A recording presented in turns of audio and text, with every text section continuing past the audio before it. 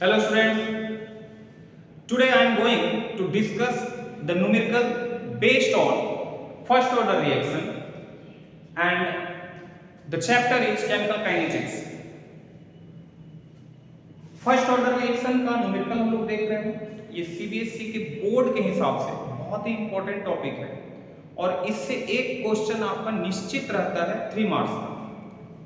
ठीक है, तो इस इक्वेशन का डेरिवेशन भी है। हम लोग ये भी जानेंगे कि किसको फर्स्ट ऑर्डर का रिएक्शन कहते हैं, लेकिन आज के क्लास में हम लोग इसका न्यूमेरिकल कर रहे हैं, फर्स्ट ऑर्डर रिएक्शन का न्यूमेरिकल्स कर रहे हैं। ठीक है, तो पहले आइए उन फॉर्मूला को एक बार हम लोग देख लें जिसके आधार पर न्यूमेरिकल्स बनना है। तो फर्स्ट ऑर्डर रिएक्शन का दो इक्वेशन है जिस पर आज हम लोग फोकस कर रहे हैं। ठीक है, पहला इक्वेशन है K is equal to 2.303 upon T log A upon A minus x। ये फॉर्मूला है। K is equal to 2.303 by T log A by A minus x। अब K क्या है? K is the rate constant which is also known as the velocity constant or specific reaction rate. A is the initial amount of the reactant, x is the amount of reactant changed into product, A minus x is the amount of reactant left behind and T is the time taken for the change। इसको बारीकी से थोड़ा हम लोग समझते हैं। A क्या है? Initial amount of reactant. जैसे सपोज कि हम लोग 100 रुपए लेके किसी मार्केट में जाते हैं और एक पेन खरीदते हैं 20 रुपीस का, तो इनिशियल अमाउंट अपना हो गया 100 रुपया और 20 रुपीज हो गया x का वैल्यू, तो a माइनस एक्स क्या हो गया? 80 रुपीज। अब इसी को हम लोग को इक्वेशन में सेट करके देखना है कि किसी रिएक्टेंट का जो इनिशियल कंसंट्रेशन है, दैट मींस जब हम लोग रिएक्शन स्टार्ट करते हैं तो कुछ तो कंसंट्रेशन रहता होगा, that is the initial concentration of the reactant, and as the reaction proceeds amount of reactant or concentration of reactant decreases, that is called x, and after some time the amount of reactant left behind is represented by A minus x in the equation and T represents the time taken for the change। okay, एक और इसका equation है K is equal to 2.303 into 0.3010 divided by T half। now what is T half? T half is known as half life time or half life period and it is defined as the time required for the completion of half of the reaction। जैसा भी मैंने आपको बता रहा था, अगर आप 100 रुपए लेके निकलते हैं तो एग्जैक्टली हाफ खर्च होने में, दैट मीन्स कि 50 रुपए खर्च होने में जितना समय लगेगा, that is called half life time, T half.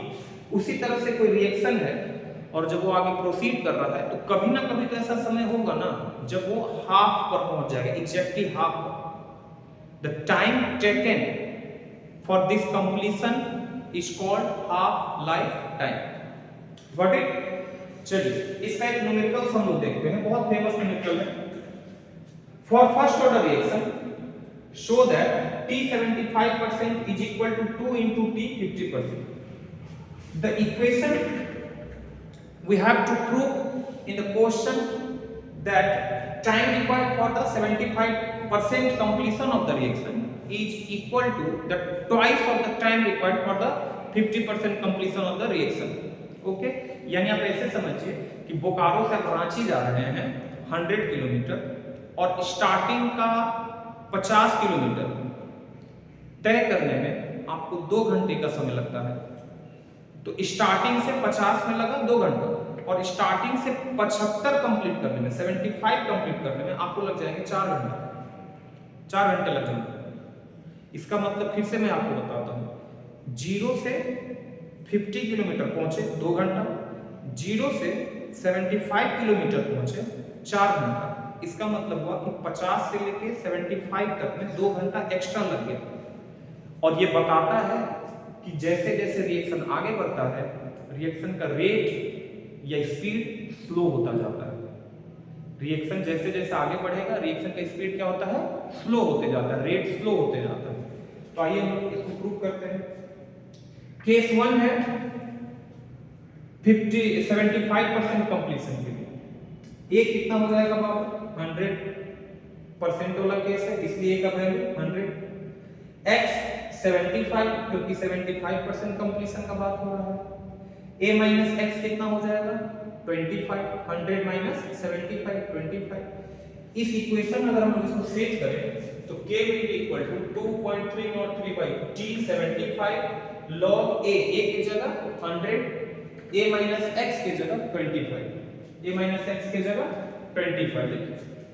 इसको कैंसिल कर देंगे तो 4 आएगा और log 4 का वैल्यू 0.6020 0.6020। देखिए लॉग का वैल्यू आपको न्यूमेरिकल बनाते बनाते याद हो जाता है, ठीक है, तो उसका ज्यादा टेंशन नहीं लेना है। और लॉग का वैल्यू आपको क्वेश्चन में दिया भी रहता है, इसलिए भी टेंशन नहीं लेना।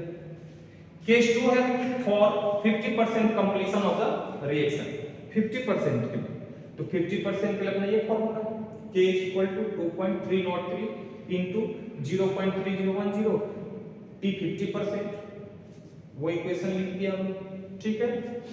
इसको कैंसिल करेंगे 2 आएगा,